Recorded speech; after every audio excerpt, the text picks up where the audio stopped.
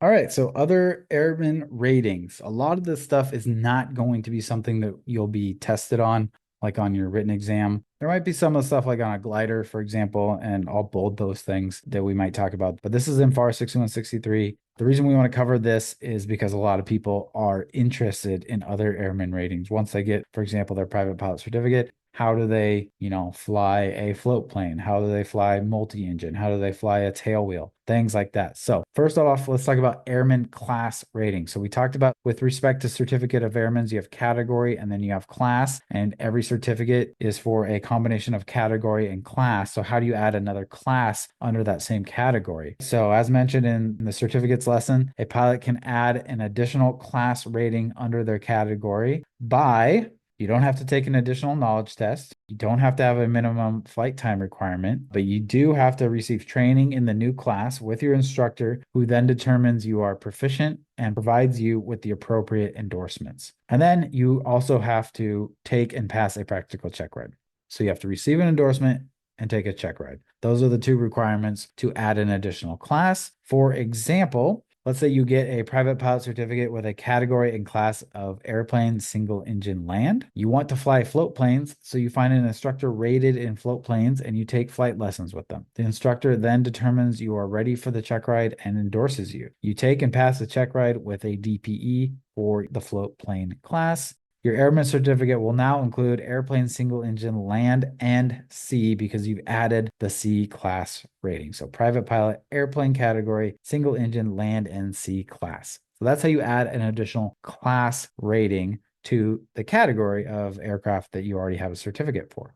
But there's some like endorsement add-ons that I want to talk about that don't have as much requirements and just kind of require something like an endorsement. So this is covered in FAR 61.31. So unlike adding an additional class rating, some add-ons can be acquired without the need to pass an additional check ride. Some examples are like a tailwheel aircraft. So if you get certified with your private pilot certificate in a nosewheel aircraft, you can then add a tailwheel aircraft without passing an additional check ride. You can do the same thing with a complex airplane. A complex aircraft is an aircraft with a retractable landing gear, controllable pitch propeller, and movable or adjustable flaps. So all three of those things makes it a complex aircraft. So really the main one here is, the retractable landing gear, getting used to, retracting that down before landing and then bringing it back up, and then the controllable prop. High performance aircraft are aircraft with over 200 horsepower. High altitude flight, so that's not a specific aircraft, but it's to be able to fly in high altitude flight. I guess it is a type of aircraft. It's for flight in pressurized aircraft at flights above 25,000 feet. So you have to get an endorsement for that. And then experimental aircraft are those used to test new aerospace technologies or design concepts. They're for non-commercial, recreational purposes only, such as education, right? Like testing out these new ideas, or personal use.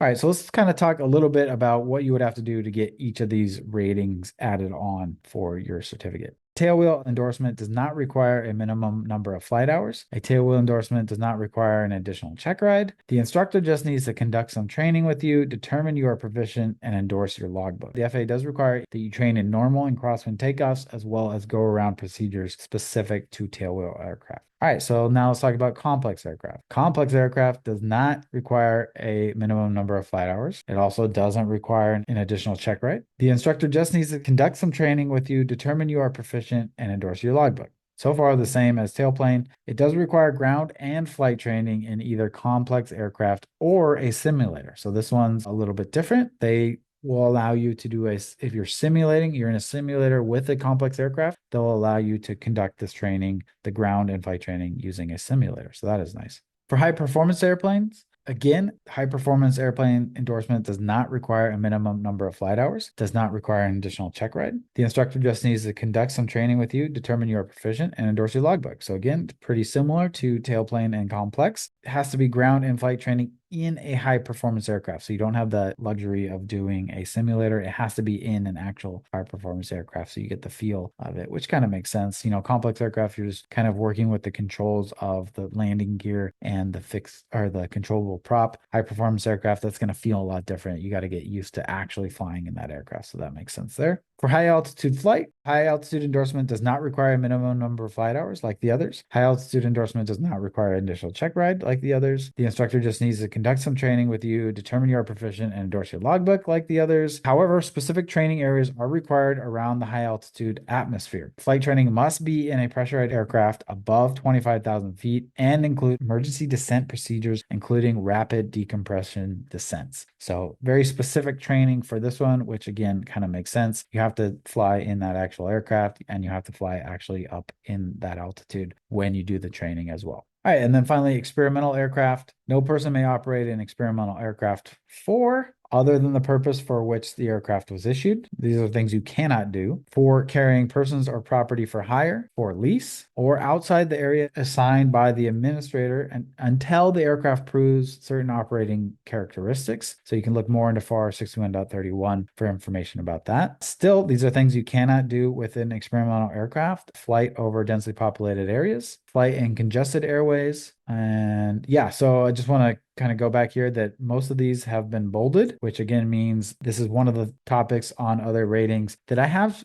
seen people get asked about, whether it's on a solo check ride, depending on your solo, stage check, or maybe a written exam or something like that. So this would be good to know and remember.